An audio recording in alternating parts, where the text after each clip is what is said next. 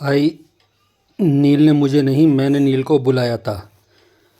तेजू अपनी आई से कहती है, क्योंकि उम्मीद क्योंकि मुझे अपनी छोटी बहन की परवाह थी।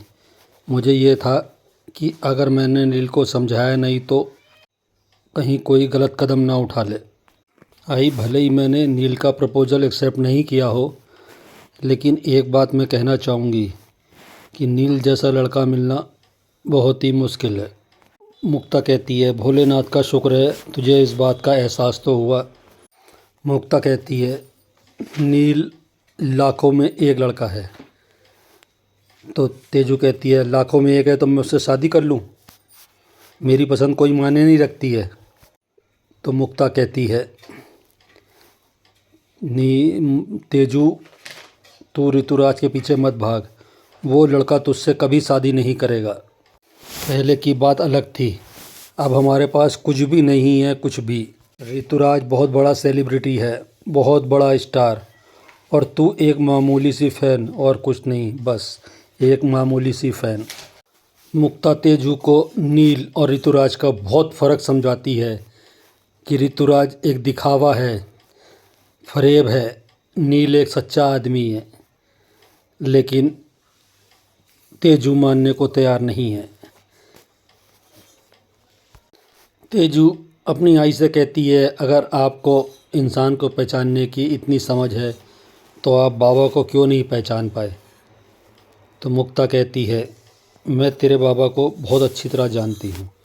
वो बहुत अच्छे इंसान थे और हमसे बहुत प्यार करते थे। उन्होंने अपनी सारी जिम्मेदारियाँ निभाई हैं।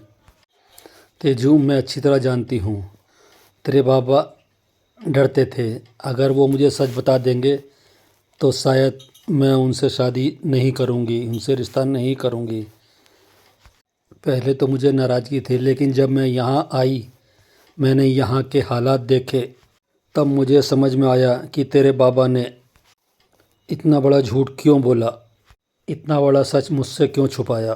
तेजू, एक बात अच्छी तरह समझ ले, तेरे बाबा का और ऋतुराज का नाम एक सांस में मत लेना।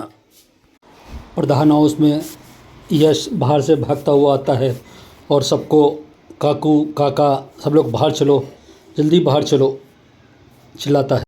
आप लोग जल्दी बाहर चलो वरना प्रॉब्लम हो जाएगी। सब लोग बाहर जाते हैं। नील भी बाहर आके देखता है कि ऋतुराज बैंड बाजे के साथ आ रहा है। ऋतुराज गाते गाते, शादी का गाना गाते गाते आ रहा है। उसे देख के सभी लोग बहुत खुश होते हैं और उसके साथ सब मिलके डांस करते हैं।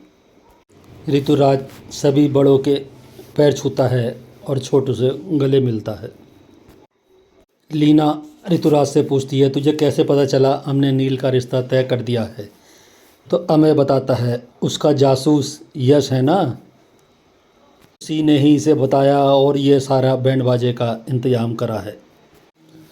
ऋतुराज पूछता है कि रिश्ता तो हो गया, चलो सगाई कब है? तो सब बताते हैं रविवार की सगाई है। तो ऋतुराज सगाई में भी आने को मना कर देता है क्योंकि उस दिन उसका शो है और किसी से कमिटमेंट कर रखा है। तो विनोद कहते हैं, हमने तुझे बता दिया, अब हमें मत कहना कि हमने पहले नहीं बताया था। तू आया या ना आया तेरी मर्जी है। इधर चौहान हाउस में आदिति तेजू को गोल रोटी बनाना सिखा रही है। तो तेजू आदिति से कहती है, इंसान अपनी गलतियों से तो सीखता है ताई, और गोल रोटी बनाने के लिए धन्यवाद।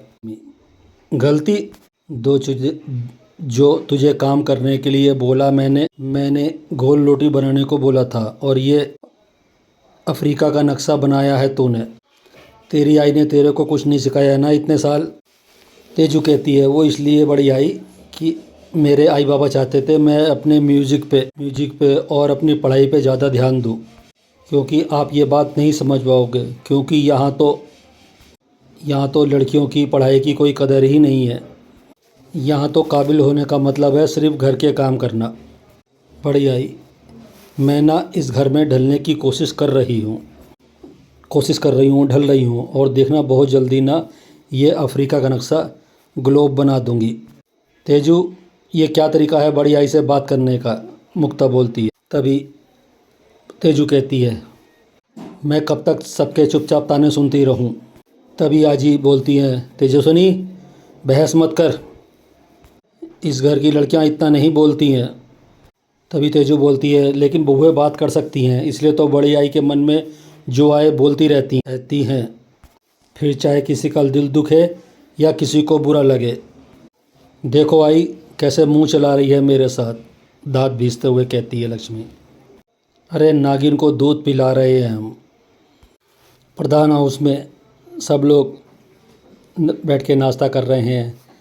ऋतुराज मौसी के हाथ के खाने को मिस करता बताता है, और साथ ही साथ नील को भी छेड़ता जाता है।